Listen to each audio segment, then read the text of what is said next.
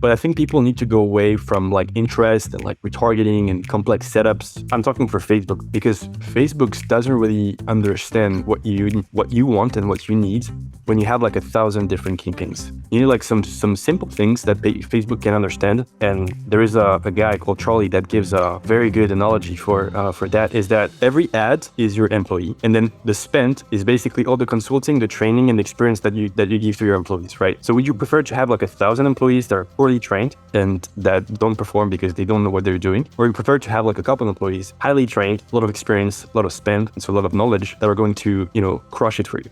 Welcome to today's VidTao Podcast. This is VidTao Co-Founder Ian Nagy, and today we have a very special guest, Mr. Sacha Bouhamidi. Sacha is co-founder of creativeflywheel.io, and they do a lot of amazing work in the creative space for health and beauty brands, and just do amazing stuff for short form video in particular. And today we're going to go deep on creative strategy for video, for short form video specifically. And Sasha's going to walk through their approach for sourcing talent, for coming up with direct response driven creatives that generate scale on Facebook, TikTok, other social media platforms, and also some media buying strategy too. He's going to talk through how they set up creative testing and scaling on Facebook specifically, and how to work with the Facebook's business objectives so that you can avoid getting your account banned and really scale with Facebook. Still an amazing platform for media buying. So without further ado, let's get into the show.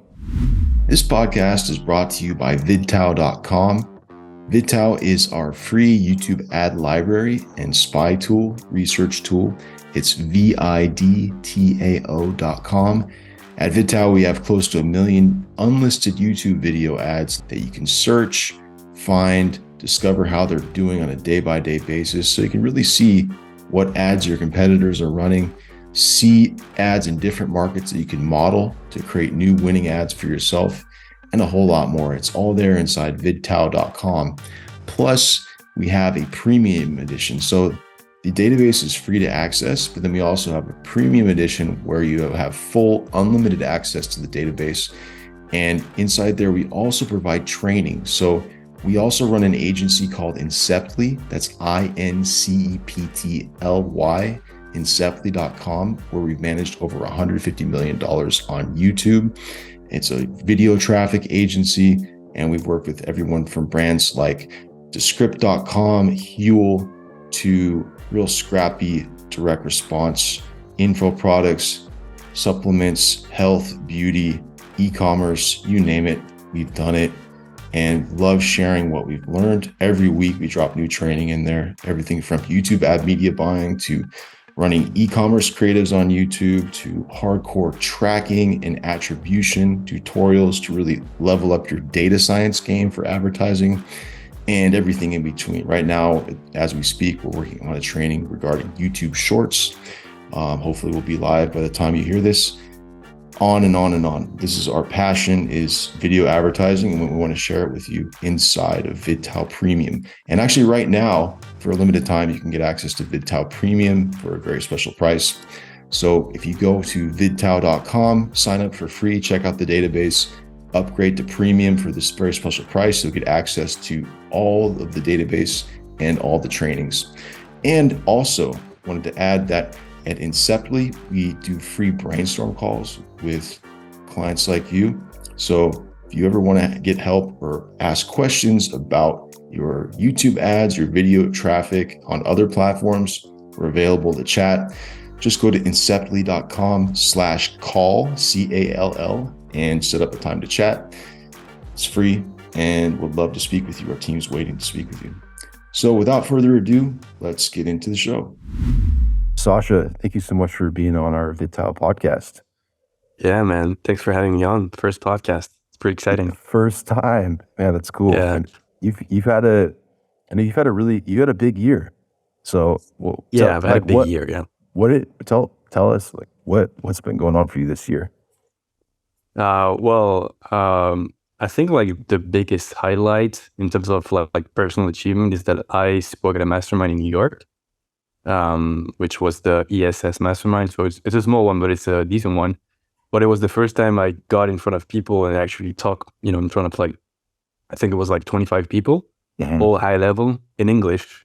Also English is not my first language, so kind of like one of these like out moments, because like even like the setup was like in front of like downtown New York, right? So we're like just across the Hudson, I think, something like that. I'm not sure, but basically we had like a sick view. Was talking about marketing like 4 years ago. I would have not even thought that was going to be possible one day, especially in English. So that was great. That, and overall the fact that I really got into creatives, met my actual business partner, kind of like joined him on the journey of that. And then we founded Creative Flywheel, which is now, one of the, well, I'm biased, but one of the best agency for ad creative for like everything social, right? So TikTok, Facebook, UGC, all of this. And yeah, we've been working with a lot of brands. I think like close to 50 just in 2022 alone, right? Lots of fuck ups, lots of mistakes, but also lots of wins and lots of learnings, more so. So yeah, this year has been just amazing for me. So that's awesome. Yeah, that's awesome. Really cool. Yeah, creative Flywheel. That's an amazing name. Why'd you think about that name? What made you arrive at that name? Honestly, is it was my business partner idea, Anwar. But basically, is that we were thinking about like the landscape of creative, and we were thinking that it was at a time where more and more like TikTok agencies and UGC agencies were just like popping off of nowhere, and we were starting to think that soon, and it hasn't happened yet, but it's happening, and it's going to happen more and more. Is that all this creative and UGC and TikTok agency is going to be just like, like the old good old like Facebook ads agency that's going to become a commodity, right? And so we thought about ways that we could stay in that lane, but basically decommoditize our agency, right? And we thought about like this flywheel effect that Jim Collins, I don't know if he invented or not, but basically kind of like democratized the principle of like, the more effort you put into like that big flywheels, that at some point like the momentum is going to pick, and then you'll have to do nothing, right? It's just going to go. And then we thought about that is it's the same with creative, right? You produce some creative assets, right? Put some paid ad spend behind it, and then just like get learning, try to iterate consistently, right? Just put back everything of the learnings and feedback the production, like the learning into the production, right? And into the flywheel, up to the point where, like you have like ads that are going to take you from 6 to 7 or 7 to 8, or, even more than that, because that's only really what you need. You don't need, 1,000 creative a month, to hit in order for you to really go to the next level, right? You only need a couple. And I think it's the same thing for you guys, for you too, right? It's just like one or two pieces of creative that you need to just go to the next level. And we really like that effect of like flywheel. And so we just sold the domain. That was super cheap. I think it was like 12 or less than $100, something like that. Just fuck it, let's just buy it. And now so now it's an agency. We are a team of like I think 13 people, which is great. Like first year in business, we work with some pretty big brands, some that we met also, or that I met at VidTao. Good results over the board, as I said, some fuck up still, but overall like very rich journey. So yeah, it's been great so far. That's awesome. So how did you end up there? So you were working, you had Kaizen Media previous to that, and I know you went to Sorbonne. So it's like the okay. You search on LinkedIn. yeah. So I wanted to make sure that because I think we talked about this, but Sorbonne is like for us dumb Americans. It's like the. Oh, don't say that. I'm just we can give ourselves a hard time. It's all good. Yeah. But it's like the best university by far in France, and one of the best in the world, really. So how did you go from being an econ student at Sorbonne to where you're at now? What was that journey like? Just curious. Yeah. So basically what happened, it's kind of a long story, but I think I started this whole thing of like entrepreneurship in like 2017 because something fucked up happened. And before that I was kind of like, daddy's boy in the sense that, I thought that, my dad was going to provide for me all my life. I didn't really even think about like, doing stuff on my own. Like for me, it was just like conventional path, just going to go some studies and then work as a like auditor or something like, just make some good money. I spoke already like English properly for me to kind of get, the edge over or other people in France, right? So I thought I was just going to do that. And then in 2017, something kind of fucked up happened. And then it just made me realize that I needed to basically do stuff on my own, right? So I started exploring different ways of making money, like the usual, trading, dropshipping, FBA, social media management, so I did some small side hustles, started reading some books, started reading some podcast or listening to some podcasts, et cetera. And then, so I lost a lot of money with trading and then got into chatbots, right? Everything with like Messenger and Instagram, et cetera, et cetera. So I did that for like a good year and a half. And then managed to close a couple clients, which were, big brands, considering I didn't know what I was doing, neither on the marketing side or even on the chatbot side, right? So did that, made some money, was feeling like the king of the world, even though I was just making $3,000 a month, right? And so after that, clients quickly realized that I didn't know what I was doing. So I kind of went completely dry. And then I realized that, chatbot were a bit, too niche, so to say, right? So I decided to just take some time and then learn everything that I could into for e-commerce, right? So I started reading advertising, all these books about copy, but not completely, just the basics, right? And also started a website on the side, just to learn how to do web design, the conversion principles, join some communities. So learn the whole thing. And at the same time, I joined an agency, which was called the Volt Agency. And basically the funny thing is that it was the guy that owned Volt Agency at the time was one of the guy that I closed or one of the prospects for my chatbot agency, right? And then he liked me so much because I was good at sales, was young, just like me. So he offered me a job. Didn't really work out because I was probably too entitled at the time. I thought, I was entitled to, equity or different projects or anything like that. So did that, just for the basics of media buying, went on my own, had a couple clients, went to work on another agency. And then while I was working at this agency, I just went to Bali for 4 months because I always dreamt of was always the manifestation in my mind, going to Bali, going to do some biohacking, et cetera, et cetera.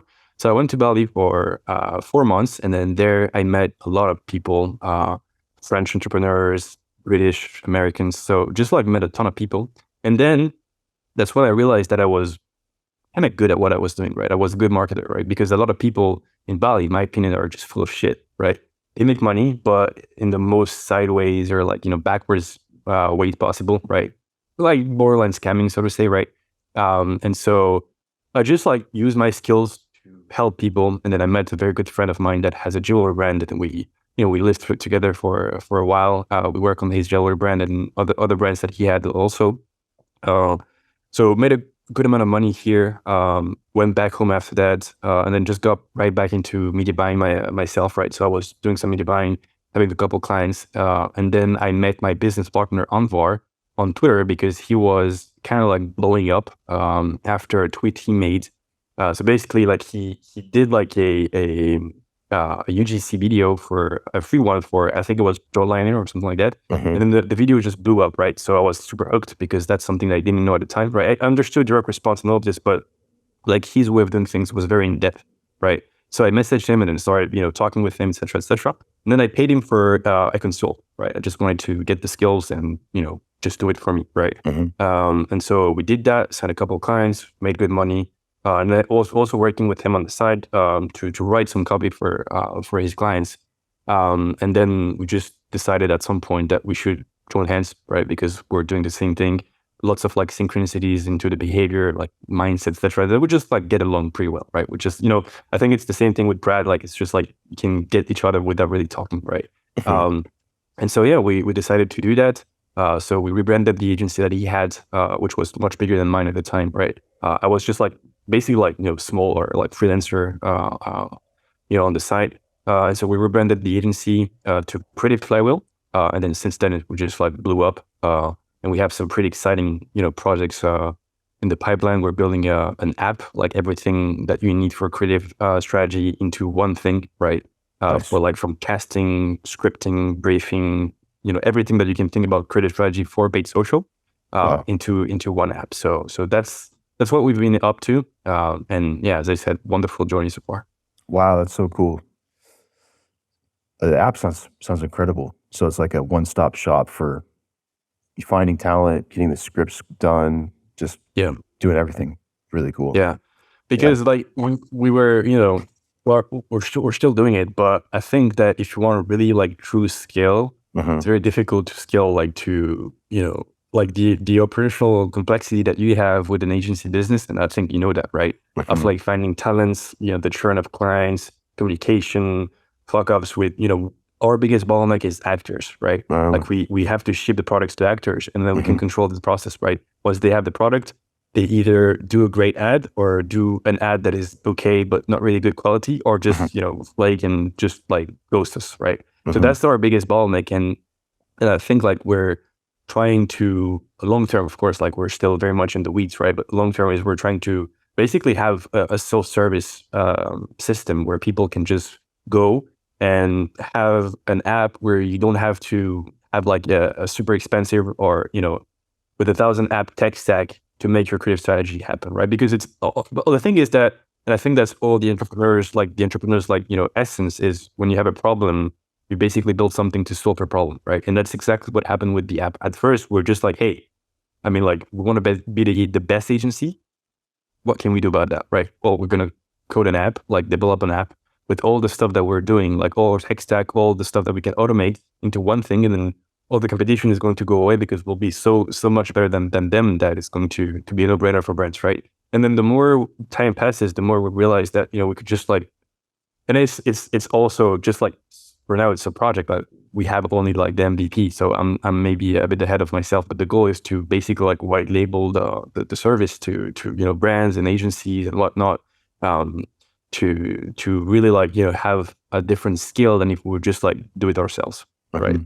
That makes a lot of sense. I mean, it's needed too, because I know duct taping all these different like talent sourcing apps and everything together. It is kind of a duct tape mess for a lot of people. So that's crucial. And where can people find out about the app? Are you gonna announce it publicly? We're going to announce it publicly. It's just not ready yet because it's still like it's working, but it's still very bare bone. And we want to do many more things, many more features that we need, because like the goal is, as I said, really like truly have like a one-stop shop for a creative strategy and not have to use anything else, right? So it's still very much a work in progress. But we're going to start using it for existing client, get feedback, right? It's a totally different business, and I'm sure like you also learn that with VidTao is like SaaS and software is just like completely different from like closing clients and like delivering services, right? Yeah, totally. Yeah, it's totally different. I agree. It's funny. How did you like? What are like the main big differences? Because like I'm not there yet, right? I'm just like, for example, I'm just like working with the developers, right? We don't even have customers using it, but like, what are the big differences? I think that also might be valuable to the audience. Between like your agency and like the SaaS from a day-to-day perspective? Yeah, I would say that, can I say it? You're thinking about similar things. Obviously there's client churn and then there's customer churn. There are so many new wrinkles to the mix, for one example, VAT, charging VAT to people in Europe, with software. You're basically dealing with all these different tax jurisdictions and Stripe. And there's just a lot of like little details that, we're not at an enormous scale with VidTao, but we have, quite a few customers and like a lot of sub $100 purchases that just the admin work really builds up, and support too. That's the other thing. So support on the client side it's pretty straightforward, right? It's like, okay, here's our plan. Where are we in delivering that plan? How is it performing?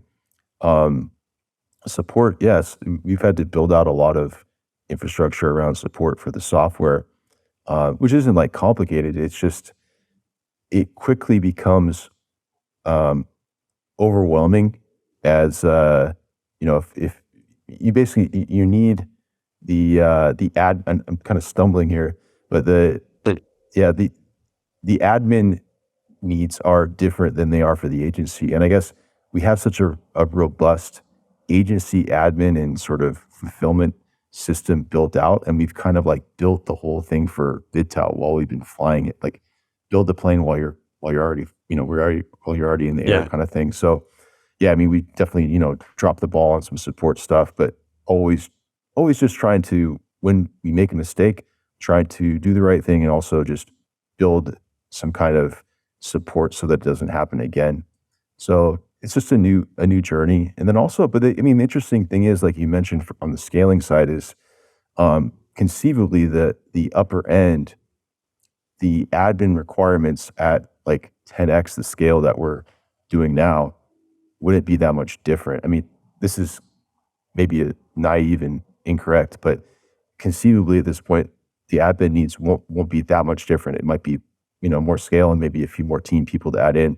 Whereas on the agency side, right, that quickly gets out of hand. 10x, you would need to have like other additional layers of hierarchy and making sure that the knowledge transmission between all the units would be fully taking place. So yeah, it's a different business, but it's man, I think like agency plus SaaS is, like you said earlier, the building a solution for the you're encountering all these problems and then you're building solutions that you use first.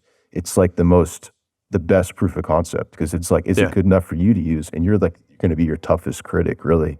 So I think that's what an amazing transition, and also just additional leg to stand out, even though I know that you're committed wholeheartedly to making your agency the best agency that it can be. So it's exciting. Well, the goal, the goal is to like long term not even have to do anything. Well, maybe like on the side, some sort of like, growth team or something like that, but not like have a done for you option, or maybe just like, one that is like very expensive. But the goal is to like, I've been more like, because like my role at the agency is to basically like deal with all operation, right?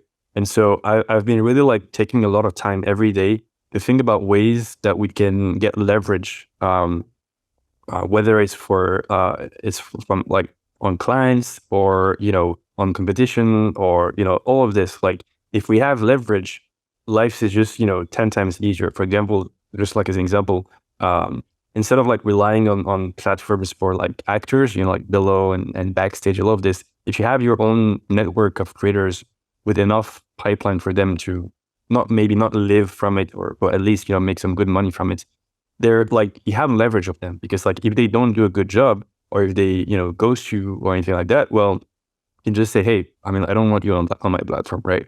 And that's something that we can't do, but if we use like someone else's platform, right? And it's the same thing for a lot of things, like, if we're just like, working with entrepreneurs, like most of the time, right? Brand owners or entrepreneurs, right? And then I think that, people, if they pay you like, I don't know, between 5 and 15K per month, something like that, for a couple of months, results are good, right? A lot of people can quickly get cocky, in my opinion, in the sense that, well, they just might think, hey, I can build that for 15K per month. I can build what they do. I can have like and it's not a question if they can do it. It's just a question that they believe they can do it, right? And so they can clearly see through our system, right? It's basically like we use Notion and a bunch of other apps, and like they have like clarity through our system, right? Even though it's still complex, because like there is a lot of moving parts and then there's some skill involved in that, the system is pretty straightforward. And once you see it as a client, it can be easy to say, hey, I'm just gonna do the same thing with just my money, and I won't have to pay that much, right?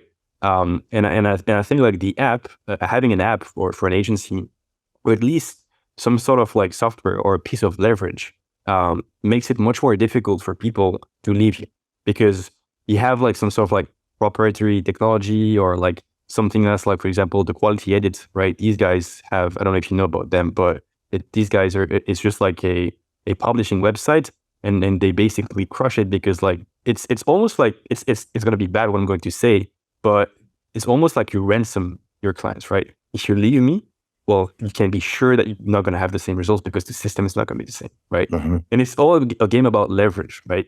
If you can get leverage in a healthy way, of course, over your client, well, you can be sure that you're going to be in business for a long time because people are going to stay because they think, they have the feeling at least, right? The impression, the perception that they can't replicate the same results. It's all about that, right? Perception management. So that's good. Like what I've been thinking about, a good chunk of my days are for thinking, because like, I'm at a point, and I'm sure it's the same for all agency owners and stuff like that, that they have like the team to do most of the fulfillment, right? So I try to take a lot of my day to think about like the plays that we can make to have more leverage, that can have some sort of compounding effect, right? Absolutely. That's super interesting. I mean, we've on the agency side, we've seen that with the tracking. You're talking about ransom. Yeah. When you're able to build that sort of source of truth, and there's the buy-in of, oh wow, we're actually able to see what's driving results now. We believe it. Then the stick rate is so much higher. Yeah. And it's having that proprietary infrastructure that, hey, you're free to go try and do it yourself, but you need us to continue to maintain that system. That's super smart. What would you say? So, I know everyone who's listening is going to be interested in how you actually make such amazing creatives, like what your process is, like how you think about these, social creatives. Wondering if you can share any your most recent learnings about like stuff you've tested, approaches that you've taken that you think could be useful for other people. Yeah, of course. So I think like one of our strongholds at the agency is copy and direct response. Honestly, is because like I think I think of ourselves as not, well, we are a creative agency because we still produce some creative stuff, but at the root and at the core, everything that we do is grounded in direct response, right? Because I think there is a lot of agencies and a lot of brands that fall in the trap of like making shallow ads, of like, okay, I'm gonna make an ad that it lasts like 30 seconds with just like a couple USPs, couple value props, and then call to action hook, and then that's it, right? Which can be great, right? That can work, and that's working because some of the brands are doing it. I just think that you can't have some very long lasting ads with just like some this basic principle with just like a few USPs and a few benefits, right? The goal like really is again to try to get leverage and to get an ad, a campaign, whatever, to last for days, weeks, months, even years if possible, right? And you don't have to touch it. And I think you do that and that's how we do it, and we've been able to do it for a number of brands now. I'm not saying that all of them are home run, but some a good amount. Like we have a good win rate for a lot of brands. And I think the formula is pretty simple, right? It's just like a lot of research, right? You need to spend time reading your reviews, listening to your customers, going on Reddit. This is very important, right? We go a lot on Reddit, and then basically I just read about like horror stories and stuff like that, right? Because like at the end of the day, like we need to understand first like the first layer of problem, like the very subtle problems that people encounter, and then like the more like deeper problem, right? You just like peel the onions and just like kind of uncover what's like really like causing the problem and like how it makes them feel, right? And if you can do that, after that, it's just about like making them feel emotions through your copy, right? Of course, like you have all the acting side, but I think that you can have the best actor in the world or the best influencer in the world or whatever. If you don't have the right principles for selling, well, it's gonna bomb, right? It's not gonna work because and we've seen that. I think we've seen that with a lot of influencers that are getting paid millions and millions for campaigns, and it's just like their face, right? And nothing else, right? And it's not often working. I think it's working, when people know how to do it properly, right? But if you don't have the right principles, especially at our level where we're not working influencers, we're just working with like normal actors, not known at all, right? It's just like normal creators or people that have some experience in TV, but nothing crazy, right?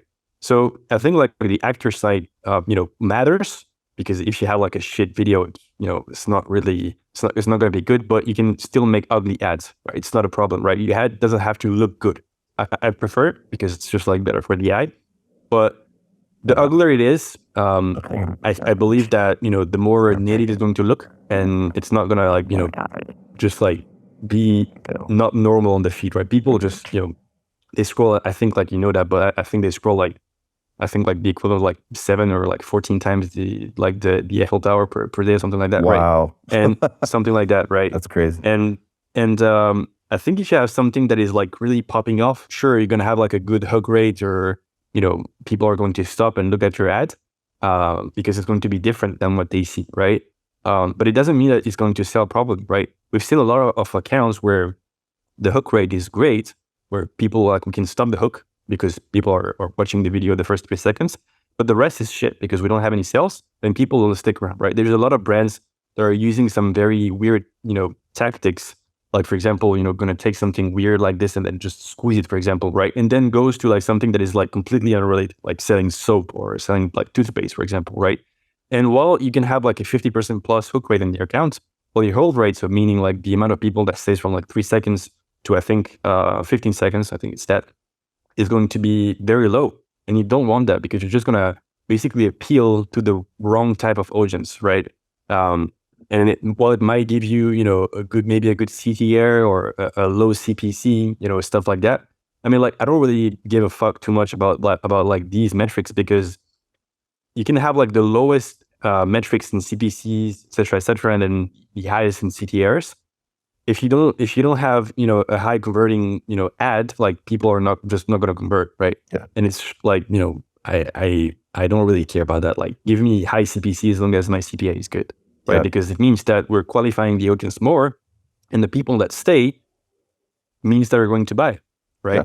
So I don't really bother too much, about these metrics, or the fact that we make ads that are too long. Like, everyone is just like super focused on making ads that are going to last between 15 and 30 seconds because that's what Facebook says that is the best practice. It might be the best practice, sure, right? It just doesn't mean that it's going to work the best, right? I just think that, sometimes, like, of course, like, you need to stay aligned with the algorithm on Facebook, right? And that's one of my main concern with all the accounts that we manage, right? But you can still have all these principles of direct response, in Facebook, right? People think that when they think about, like, for example, the 5 level of awareness, they think that they need to segment their funnel with like retargeting and then DPA and this and that, and have like 13 different campaigns. This is not going to work because, like, you're not aligned with Facebook, algorithmic. Like, they need someone that does one thing exceptionally good and just want, like, to solve one business problem, right? They have one business objective. That's basically our setup with Facebook, right? We have one campaign, CBO, right? It's just like normal thing that we let Facebook machine learning decide where the spend is going, because, like, if it's spending logically, not always, but logically, it should spend on the assets that are the best, right?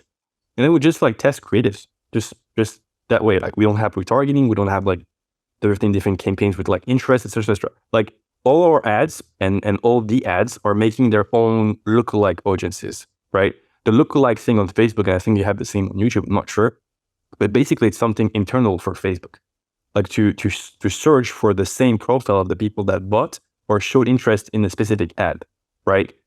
Like, I'm not following any pages of dogs on Facebook or Instagram, but I get a ton of ads for dogs because I'm a dog owner, and I look at that, pretty often, right? Because I go on dog website, right?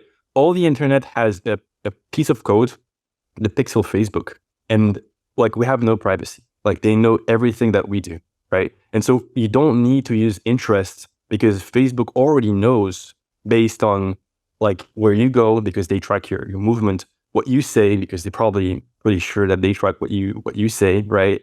Where you go on the website, what you look on Netflix, what music you listen to Shopify, because all these apps are also selling your data to Facebook back, right? That's the main, I think, like Google and Facebook and basically all the big companies are just like selling your data, like, just to have like smarter algorithm. And I don't think that's a bad thing, because it's not like a human being is like, creeping and like watching what you're doing. It's just like an algorithm that is like optimizing what you see for you to basically enjoy, what you want to do, right? Because like imagine if the algorithm was not optimizing right before, like, you would just like see ads that were not relevant. That's why also back in the days, and that's my thesis, is that before the algorithm, before the pixel, the traffic was super cheap, but the conversion rate was also crap because it was not optimized, because the algorithm didn't have this information, right? They just like, it couldn't optimize properly because they didn't know who you were, where you were going, and all the information that they have now,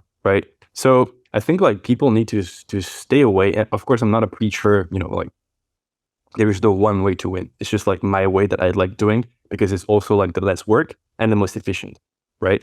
But I think people need to go away from like interest and like retargeting and complex setups. I don't know, like I'm talking for Facebook mainly, right? I'm not talking for anything else, just to be clear. But I think they need to get away from like these complex setups, because Facebook doesn't really understand what you want and what you need when you have like 1,000 different campaigns, right?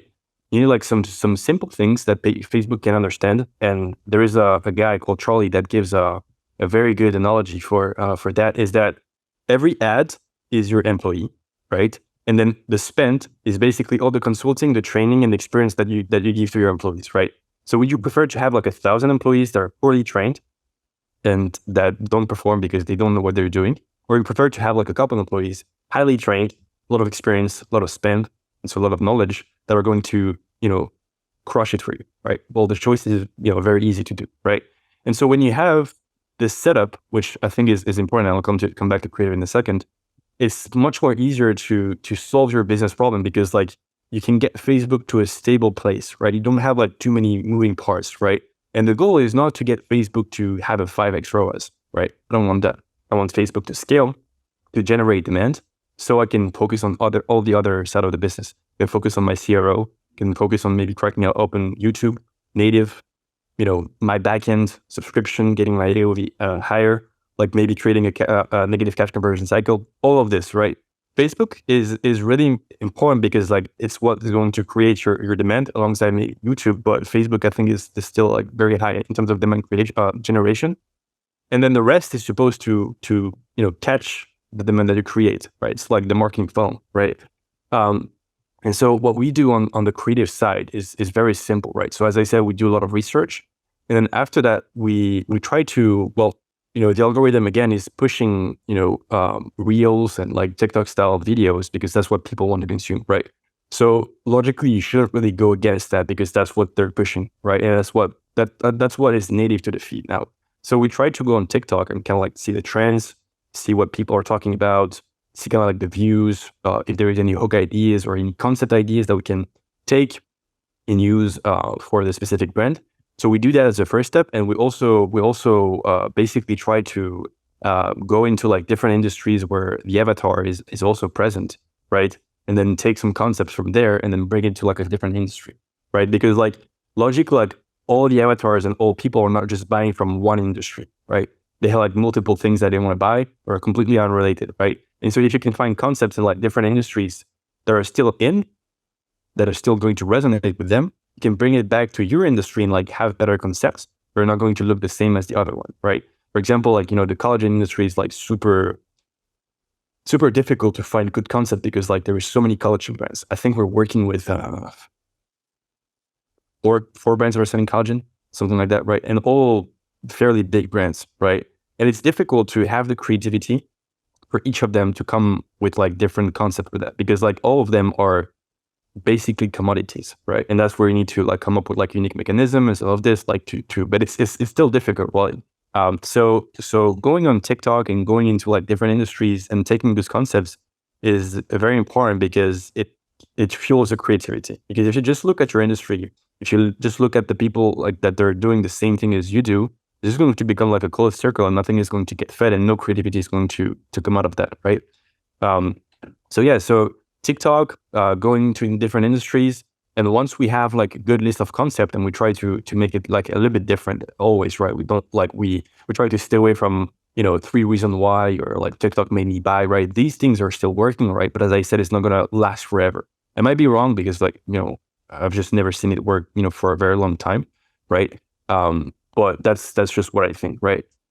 So we try to come up with different real concept, not just like hooks, because that's also a problem that most people have, is that they think that they're hook. So 3 reasons why TikTok made me buy, all the other like temporary hooks. They think that this is their angle and just go into like a small video, a short video that talk about benefits, USPs, etc. While never mentioning the problem, never mentioning like the failed solution that people went through, never mentioning like, any authority. Like it's just like very shallow, as I said, right?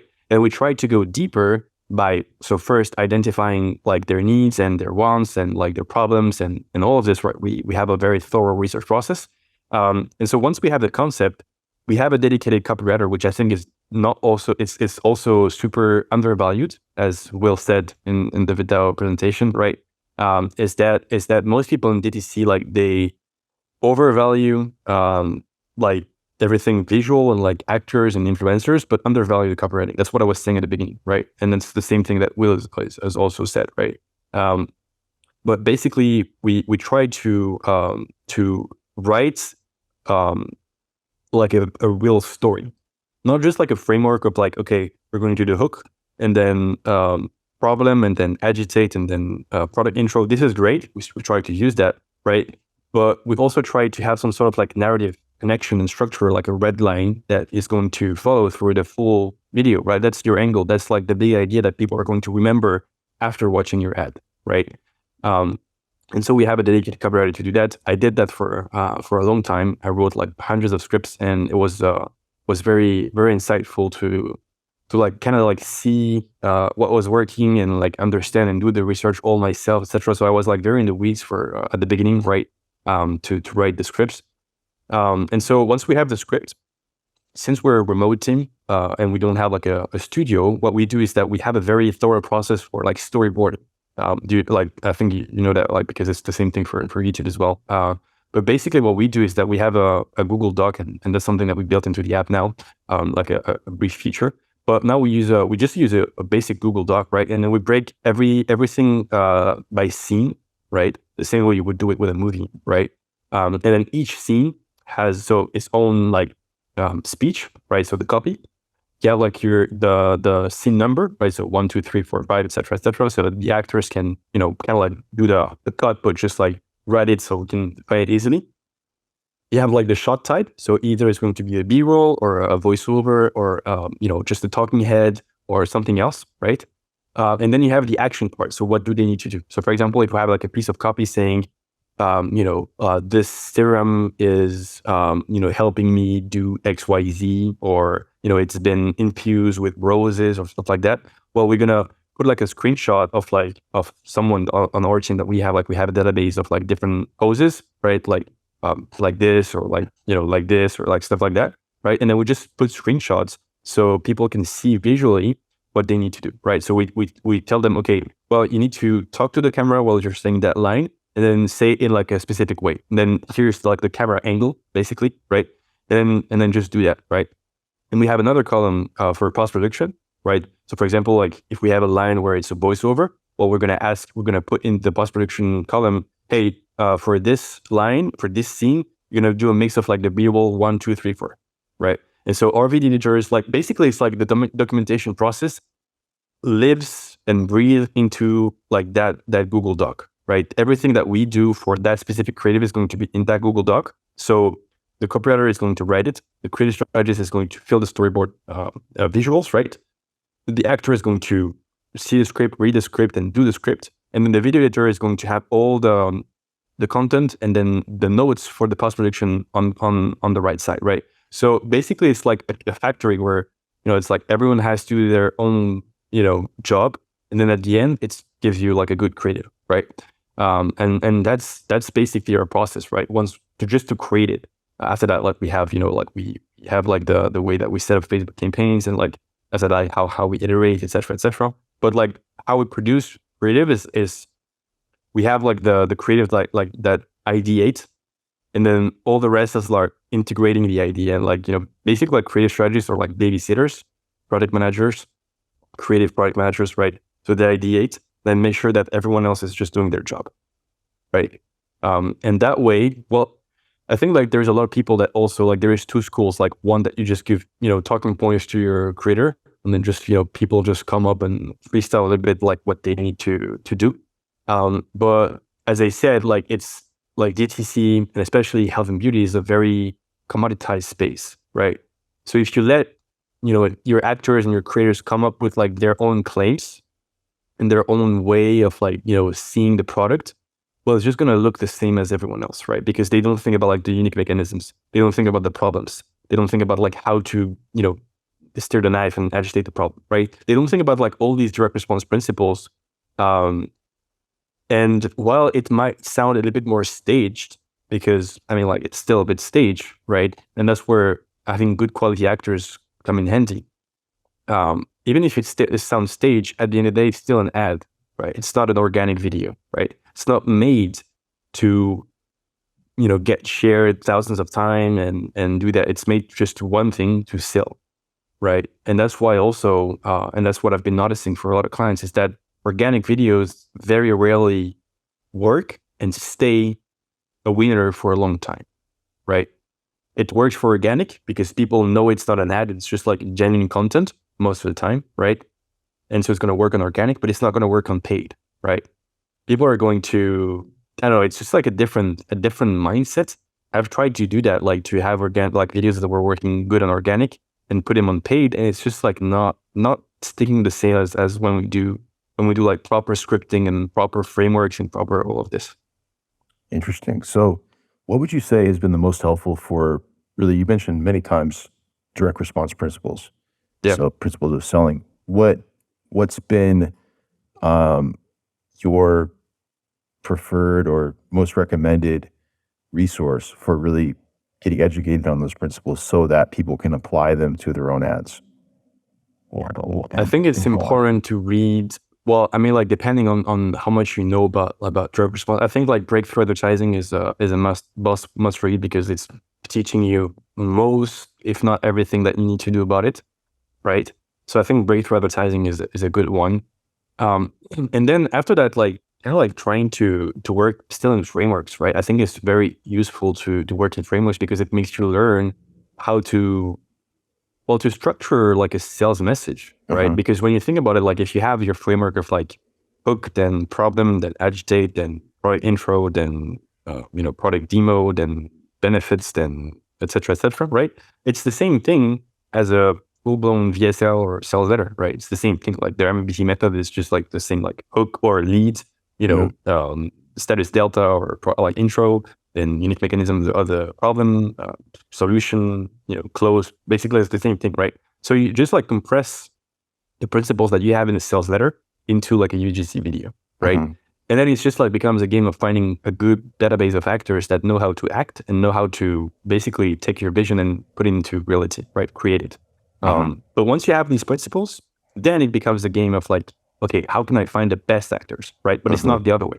If you start with like the best actors, you could have like, not really good result, because even if they know how to act, they don't know how to sell, right? So it's very important to get the principles and get the system for scripting first, and then, worrying about like actors and all of this, right? That's how we do it. But to your point, like your direct response, I think like also kind of like watching longer form copy, like going on VidTao, like getting the VSLs from like Miami MD and all these big guys like Peter Kale and all these guys. I might not have to mention that. I don't know if it's public or not. But yeah, like, just like, and try to reverse engineer, right? I think like also in VidTao, you have like the option to like get the transcript of the video, right? And so like, if you have no knowledge about direct response, or even if you have a lot, like a little bit, but not that much, just like take some time, like try to break down like a VSL or sales that, okay, so here he's talking about like the unique mechanism of the problem. Okay, here is agitating, here is like, teasing, whatever, right? And then like trying to recognize, okay, like I have a checklist, and then trying to find the elements of that checklist into that sales letter. It's like there is very much like a blueprint to that, to all the VSLs, to all the sales letter, to all the winning ads. Like they evoke certain emotions. They talk about like specific problems in a specific order with a specific narrative, right? And it's always the same thing, just like said differently, packaged differently, But the thing is it's always the same thing, right? It's how you make people feel emotions, right? And that's something that also I like very much about like UGC is that we're in videos is that we're able to make people feel emotions with different senses, right? For example, like let's say that we have a claim that says, I've been having like super bad brain fog for like the past, I don't know, 6 months, right? Something like that. But what you can do is that you have the actor saying that, so you hear it. You have the subtitles, so you read it, right? And then the claim is like, I had like super bad brain fog for like 6 months, and it made me want to bang my head against the wall, right? And then you make the actor do a B-roll of actually banging his head against the wall, right? And so you just like came from like having like just one emotion that is experienced through listening, through seeing the subtitles, listening to it, and then seeing a B-roll of like the actual action that, like describing the action, right? And so you make people feel emotion like 3 different ways, and well, they're going to remember that kind of ad that made them feel something, whether it's cringy, whether it's love, shame, whatever, right? They're going to remember and have like a direct response, whether it's positive or negative, but at least you make them feel something, right? Compared to the ads that are very shallow, it just said, pitch. Oh, this product changed my life. Oh, this product is doing X, Y, Z. Well, I don't really give a fuck about that, right? Because it makes me feel no emotions at all, right? So it's really like the paradigm where we're operating from is making people feel emotion. Got it. What would you say, so that people can go check? What are some of the best short form ads that you've seen the last couple of months? Well, it's a tough call, honestly. Yeah, it's a tough call. I'd say, I don't know, you can see Nude is doing great. It's like a shaving machine. Obvi is doing great. I think the collagen powder. There's a couple of brands that are doing great, but obviously I don't really know their numbers. I don't really like know the longevity of like the ad compared to what you guys have on VidTao, where you can kind of like see how long it's been running, right? So it's a bit difficult to say. I would just try to go and like look at plenty of brands and try to reverse engineer and like break down what they do on the ad side, right? They have an ad and like try like the same way you would break down like a VSL or a sales letter, try to break down the same thing for UGC, right? If you can find good elements, it means that they know what they're doing. If it's just like a 15-second video, well, it's going to be a bit more difficult to break down. And as I said, by all means, it doesn't mean that if you do like a 15-second video, it's not going to work, right? It's just our way of doing things that we try to do something that is going to be more long form, so people can have more selling and be more qualified and be more involved within the selling process. So that way we don't have to, like sometimes what we're seeing a lot on accounts is that our ads have a much higher CPC compared to the existing ones, but they have a much better conversion rate and AOV, right? Because people are more involved and there is more selling, involved. It's the same way is if you just like have another tutorial or pre-sale page before a product page, right? Because people are reading more copy, so they're more primed to buy, right? So yeah, I think like just reverse engineering ads that are long form, because you're gonna find more things there than just like there is not a lot of like meat on the bone for like very short, like 10 or 15-second trendy TikTok, right? You can't really learn or analyze from that besides just like replicating the thing, right? Yeah. Makes sense. So would you say that all the elements that you would find in a long form video, the sales elements of the direct response principles you find in a long form video, would you aim to compress that into like a 59-second video? Or do you maybe not, maybe not everything, because like a sales letter that is like 7,000 words, well, you need to go through a lot of loops and a lot of like fascinations and like teasing that, and then going like just dragging the thing for long enough. I think like videos, like direct response principles are very important, but like it doesn't have like, you don't need to make it like drag for longer than it has to be. Right. I'm all for like making a minute 30, 2-minute video, right? Only if everything is justified to be there, right? Not if like it's some fluffy stuff, not if like it's like repetition, like every single line of copy has to earn itself the right to be there, right? Right. If it's just fluff or something that is not adding value to the script or to the story or to narrative, like it's just not good to include that here, right? So like sometimes we make videos, that are 30 or 45 seconds because you don't need as much selling, right? But most of the time it's like more than a minute or a minute 30, or like we just did a video for a brand, that was 2 minute plus, something like that. So we haven't tested it yet, so I can't really say the results. But it was great because it was more a product that people need to use for a longer period of time. It was like a broad products, right? They needed to use it for like 6 weeks to to see results, right? And if you just have like a 15-second video that it says, hey, this product is a feature 1, feature 2, feature 3. And it's going to help you do benefit 1, benefit 2, benefit 3. And then you need to use it for 6 weeks.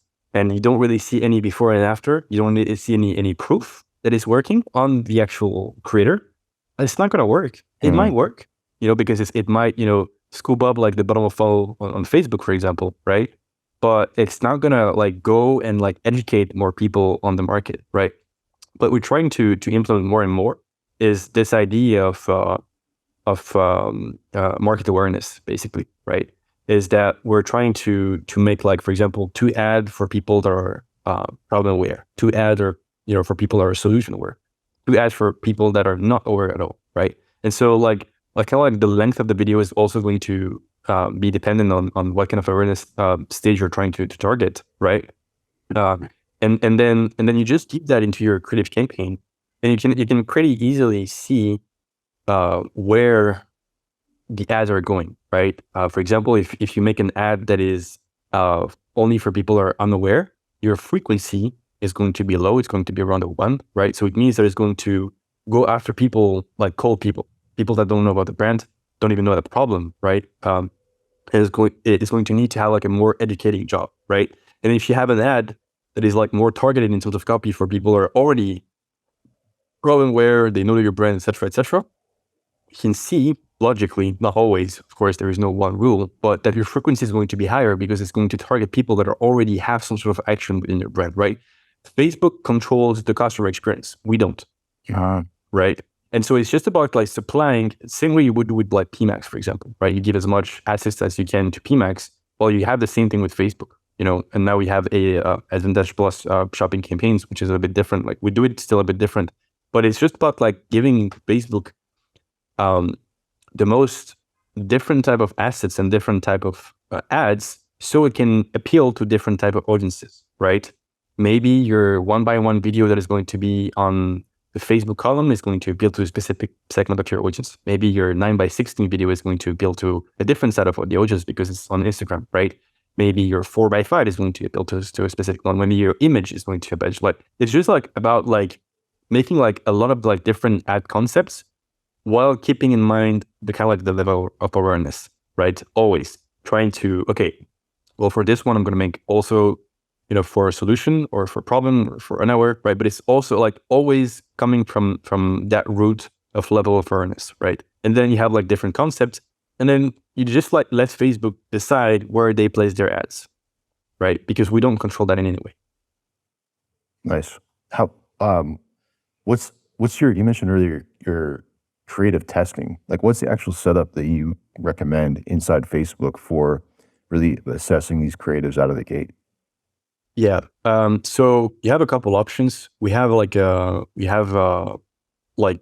main one, I think, and that's how I prefer to do it, is to basically not test like ads 1-by-1, but also like 2-by-2. Because if you're like, let's say that we are starting from like a blank site, the brand has no customers, no traction, no Facebook spend. If you just test one ad and it doesn't work, you don't really know where to go, right? Compared to if you test 2 different concepts or whatever, right? You have 2 different options, and then one works or works okay, but not really good, and one doesn't work, or one works super well and then one doesn't work. You can have like more direction, right? And so, or like my preferred way to do it is to just like leverage machine learning as much as possible. So broad targeting, no interest, no retargeting, no exclusion, no nothing, right? Because Facebook is going to optimize that in any case. CBO, right? To let the machine learning kind of like, decide where the spend needs to go, right? Based on also like the level of awareness, et cetera, right? And then what we do is that we try to organize the ad set by angle, or just the thing that we do more often is by actor, right? So let's say that we have, Susanna, and then Adrian, and then Allison, for example. We have 3 creators or 2 creators, like let's just 2 creators, right? We're gonna have like one ad set for Allison and then one ad set for Susanna, for example, right? And then in each of these ad sets, I try to leverage dynamic creative, right? Because basically it's going to be able to like get the best option with your different ad copies and headlines, and also hooks. So what we do is that we have 3 different hooks, right? Of the video, right? So either a headline or a visual hook, or whatever. Just have like 3 different headlines, or 3 different hooks. Sorry. So we have 3 different hooks, 2 different headlines, and then 2 different ad copies. And then Facebook is going to basically come up with like some different combination of all these, right? It's very important to not go above like 16 to 20 elements. So if you do like 3 times 2 times 2, it's less than 20. I think it's like 16 or something like that, right? Because if you have like, for example, like I think you can go up to like 10, 5, and 5, right? But if you have like 10, 5, and 5, becomes quickly like hundreds of like different combination, right? And then none of these combination is going to get enough traction, enough spend, enough knowledge, right, to perform properly, right? So it's really important to have like a few, concept and a few combination possible, so Facebook can basically like, see where the spend is going to be the most efficient, right? So as I said, one campaign, CBO, ad sets organized by actor or angle, right? And then inside that ad set, there is only one ad that is dynamic, right? With like, so three hooks, 2 headline variations, and then 2 ad copy variation, right? And then you let it spend, depending on how much your product is selling for. If you have an AOV of like, I don't know, 90, and if you don't even spend $90 and then you call it quits, well, it's not very, very insightful, because like you don't even have enough data to be able to say, okay, well, here's what happened, here's what I'm going to do next, right? And it's also the problem with like having too many campaigns and too many ad sets and ads, is that none of these ad sets are going to get enough spend, and none of these ad spends are going to get out of the learning phase. And the learning phase is basically Facebook telling you, okay, we have enough data to, we have enough statistical significance to have the confidence that we're going to be able to give you good results, right? Permanent and stable results, right? Because like when you think about it, like all people are shitting on Facebook. Yeah, they're having like a bad customer support. They ban you. They don't really give you good results. But it's in their interest of you spending more, because they like money, right? It's a business at the end of the day, and then you're their business partner, right? So if you have ads that violate policies, a business that is not really good for customers, and then people are not having a good experience with your business on Facebook, it's going to lessen the trust that they have in Facebook, right? And their objective is to get people to spend as much as possible on Facebook, stick for as long as possible on their platform, right? Because the more attention they have, the more they can basically, sell that attention, right? So if you're a liability to their business as a partner, well, they're going to, if you're a poor advertiser score, they're going to, punish you with bad CPMs. And they're just not going to give you like the good, kind of like chunk of the audience that you want to hit, that have the money to pay you, right? And that happens also a lot if basically none of your ads are getting out of the learning phase, because it's just not aligned with Facebook and how they preach, right? They even like got out with like the Power 5 a couple of years ago, right? I'm telling you, you need to do broad, you need to do CBO, you need to do not retargeting, right? It's just like best practices right now, right? But people still go against that and then wonder, okay, I have super high CBMs, I have super high debt, I have a low, advertiser score. It's because like you're not a good business partner for Facebook, right? And I think it's very easy to be a good business partner. Like just have a good business and then be aligned with their best practices, right? So it is pretty easy. And that's why, we want to have the most amount of money in the least amount of places, right? So one campaign, CBO, that's it, organized by actors, dynamic creative, and then we just let it rip, right? You need a bit of money to get out of the learning phase, right? To see if it's worth doing it, right? Also, something I think is really important is that if you don't have any money, and if you have a brand, I think it's going to be difficult to make Facebook work because you're not going to be able to spend enough to get out of the learning phase, right? So if you sell like $1,000, or like a $500 item, and then you have a very low budget, it's not going to work because you're not going to have enough statistical significance and sales velocity to give enough data to Facebook, right? So I'm going on a tangent, but basically our setup is very simple: one creative testing campaign, and then once we have winners, we just create like a new ad set within that campaign, but like post IDs. So post IDs is basically like the root of the ad with all the learnings, the sharings, the spend that went to it. And then basically like the goal is to leverage the scientific method, right? You have one ad set with your control, and then the rest of the ad sets are just like testing, right? And it's just like, if you have like 5 ads that are doing good in your control ad sets, right, that are just, delivering a good result, well, the game is just like to find new ads to replace your worst performing ad in your control, right? And it's just like, okay, I have a control, just trying to replace it, and then try to beat it, right? And that way, you have a super good performing campaign because it's in one place. Facebook knows what you want, right? Appealing to a specific audience because they know, like, if you spend enough money, like they know, right? That's why people spending $2.5 million a month, like they crush it still, right? Because like Facebook has a shit ton of data for your customers, right? And so just like, having one approach, one solution, one campaign, to solve one business objective, which is customer acquisition. And then you have other things after that, but like that's the basis for like creative testing, in my opinion. Man, it's a lot of knowledge right there. It's a whole...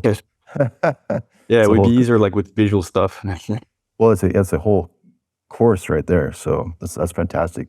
Sacha, I know you're a busy man, and respect your time, but man, so much knowledge you shared here. So where can people get a hold of you and work with you and your team? So I have Twitter. I'm not super active on social media. I have a lot of things to do on the agency side. But it's Sacha HBD on Twitter, right? I have a small following, like a couple hundred followers. And then you can just you reach out if you have any question, either on Twitter, or my email is sacha@creativeflywheel.io. And so the website is also creativeflywheel.io. If you want to get on call with us to see if we can make anything happen for your creative, that would be a pleasure. We're still kind of focused on only health and beauty. That's like our shtick, right? But we might go broader in 2023. Awesome. Sacha, thank you so much for being on the show. Thanks to you, Ian. Yeah, it was my pleasure. Yeah, you did amazing and shared so much knowledge. And yeah, looking forward to sharing this with everyone. So appreciate it. That's great. Thanks for having me on. Enjoy the rest of your day out there in France, and you're looking forward to our next conversation. Yeah, sounds good. Likewise. Take care. All right. Well, thank you for joining us for this episode of VidTao Podcast. Again, my name is Ian Nagy, co-founder of VidTao, and really appreciate you having a listen. And it means a lot. So if you have any feedback, go ahead and email us at info@vidtao.com. Love to hear your ideas for future shows, future guests. If you want to be a guest, let us know. Love to chat. Also, just as a reminder, this show has been sponsored by VidTao, which is our free YouTube ad library. VidTao.com. Again, you can go to VidTao and look up over 1 million ads at this point inside of VidTao. They're all unlisted YouTube ads. You can see what your competitors are running, track the results on a day-by-day basis, find new ads inside of our YouTube ad library, VidTao. And we also have a premium edition of VidTao. So the library is free to access, but for full unlimited access to the library, we have a premium edition of VidTao. We also have training from our Inceptly.com agency, which is our sister company to VidTao, where we've managed over $150 million on YouTube. We provide training on media buying, creatives, tracking, copywriting, everything in between. It's all there inside of VidTao Premium. And right now we're running a very special deal on VidTao Premium. And you can go claim that right now at VidTao.com. When you sign up for free, you'll see the offer to join Premium, and go there and check that out. And last thing, we also do free brainstorm calls with our agency Inceptly. Go to inceptly.com/call. And we love brainstorming with you on your video advertising and just marketing in general. Love to chat. So inceptly.com/call, CALL. Would love to speak with you. So thanks again for joining us, and looking forward to the next show. In the meantime, have a great week.